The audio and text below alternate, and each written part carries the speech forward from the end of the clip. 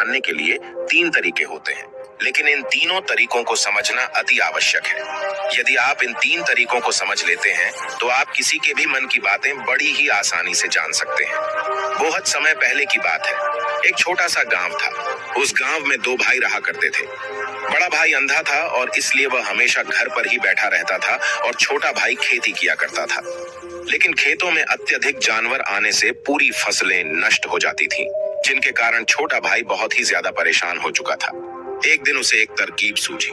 उसने सोचा, खेतों में से इन जानवरों को भगाने के लिए क्यों ना मैं अपने बड़े भाई की मदद ले लूं।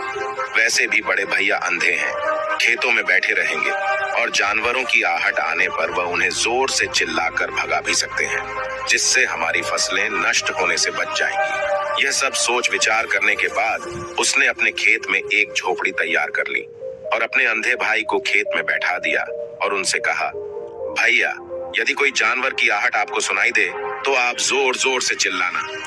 यह सुनकर वह जानवर यहाँ से भाग जाएंगे और हमारी फसलें नष्ट होने से बच जाएंगी। बड़ा भाई खुशी खुशी अपने छोटे भाई की बात मान भी लेता है और वह उस दिन से खेत में ही रहना शुरू कर देता है। जब भी किसी जानवर की आहट उसे सुनाई देती तो वह जोर जोर से चिल्लाने लगता, जिससे वह जानवर वहां से भाग जाता था। ऐसा करते करते कई दिन बीत चुके थे। तभी एक दिन उसके खेत में एक हिरन भागता हुआ आया और वह खेत की बाड़ को तोड़कर वहां से भाग गया। लेकिन उसे हिरण का पीछा करते हुए एक राजा भी उस खेत में आ पहुंचा। तभी राजा की नजर उस अंधे भाई पर पड़ती है। राजा उस व्यक्ति से कहता है, देखो, मैं यहाँ पर एक जानवर का पीछा करते हुए आया हूँ। क्या तुमने उस जानवर को यहाँ पर देखा है? पर वह व्यक्ति कहता है, हे राजन, मैं तो अंधा हूँ, मैं भला किसी जानवर को कैसे देख सकता हूँ? लेकिन मैं आपको इतना जरूर बता सकता हूँ कि जो जानवर मेरे खेतों से भाग कर गया है वह आपके लायक नहीं है। आप उसके पीछे अपना समय बर्बाद न करें। राजा संदेह व्यक्त की बात सुनकर बड़ा ही अचरज में पड़ जाता है। वह सोचने लग जाता है कि यह तो अंधा है, फिर इसे कैसे पता चल गया कि जिस हिरण की तलाश कर रहा हूँ वह मेरे लायक नहीं है। तभी राजा उस अंधे व्यक्ति से कहता है, कहीं तुम मुझसे झूठ तो नहीं बोल रहे हो कि तुम अंधे हो और तुम्हें कैसे पता कि जो जानवर यहाँ से भागा है वह मेरे लायक ही नहीं है?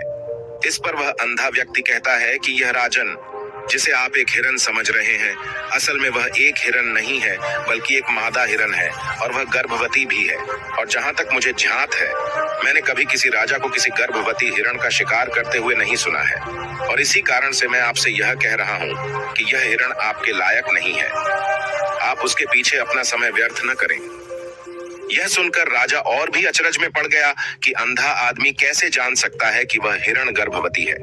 राजा कुछ देर सोच विचार करने के बाद अपने सेनापति से कहता है, सेनापति जी, मुझे वह जानवर जिंदा चाहिए, क्योंकि मुझे यह पता करना है कि क्या वह गर्भवती है या नहीं, क्योंकि यह अंधा आदमी बहुत विश्वास के साथ कह रहा है और मुझे इस बात की पुष्टि है।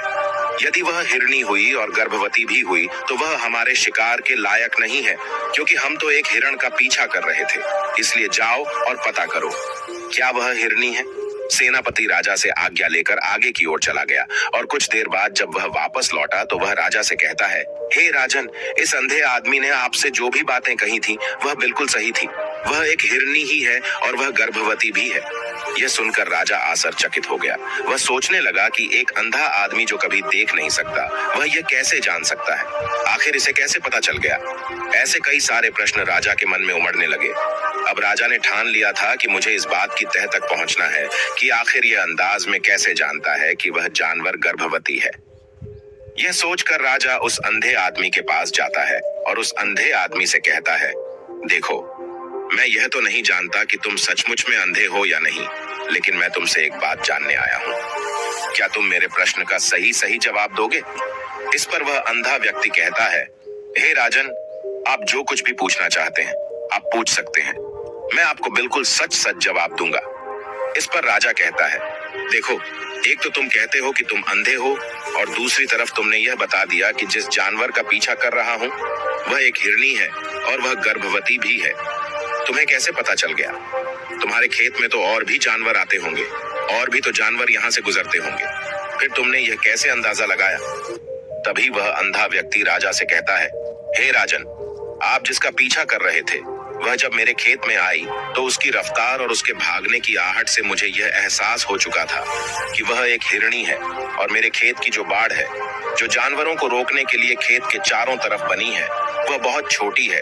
उसकी ऊंचाई ज्यादा नहीं है, लेकिन वह जानवर इस बात को तोड़कर भागे। और यदि वह इस बात को छलांग लगाकर पार करने का प्रयास करती तो इससे उसके बच्चे को खतरा हो जाता। और इसी बात से मैंने यह पता लगा लिया कि वह गर्भवती है। इस पर राजा के मन में एक और प्रश्न उठा। राजा ने कहा कि तुम्हें कैसे पता चल गया कि वह एक हिरणी ही है और भी 2 जानवर यहाँ से आते जाते होंगे। इस पर वह अंधा व्यक्ति कहता है, राजन, मैं पूरा दिन सुबह शाम यहीं पर बैठा रहता हूँ और मेरे सुनने की शक्ति बहुत तेज है। मैं भांप सकता हूँ कि कौन सा जानवर मेरे खेत में आया है और उसी के आधार पर मैं जोर जोर से चिल्लाता हूँ ताकि वह मेरे खेत से भाग जाए और मेरे खेत की फसलें नष्ट होने से बच जाएं। राजा उस अंधे आदमी का यह जवाब सुनकर पूरी तरह से संतुष्ट हो चुका था। वह मन ही मन सोच रहा था कि आदमी भले ही अंधा है, लेकिन यह तो बड़ा ज्ञानी मालूम पड़ता है। इस आदमी से कुछ न कुछ तो काम निकलवाना ही चाहिए। यह विचार लिए राजा वहां से वापस अपने महल की ओर लौट जाता है। कुछ दिनों के बाद राजा अपने सेनापति को आदेश देता है कि जाओ और उस अंधे व्यक्ति को महल लेकर आओ। सेनापति अपने राजा की आज्ञा का पालन करता है। वह तुरंत ही उस अंधे आदमी के पास पहुंचता है और उस अंधे आदमी को राजमहल चलने के लिए कहता है। अंधा व्यक्ति बड़ा ही चालाक था। वह समझ चुका था कि राजा जरूर मुझे कुछ न कुछ काम सौंपने वाले हैं और वह काम मुझे मुसीबत में डाल सकता है, लेकिन फिर भी वह सेनापति की बात मान ली और सेनापति के साथ राजमहल पहुंच गया। राजमहल पहुंचते ही राजा उस अंधे व्यक्ति से कहता है, आप तो बड़े ज्ञानी हैं।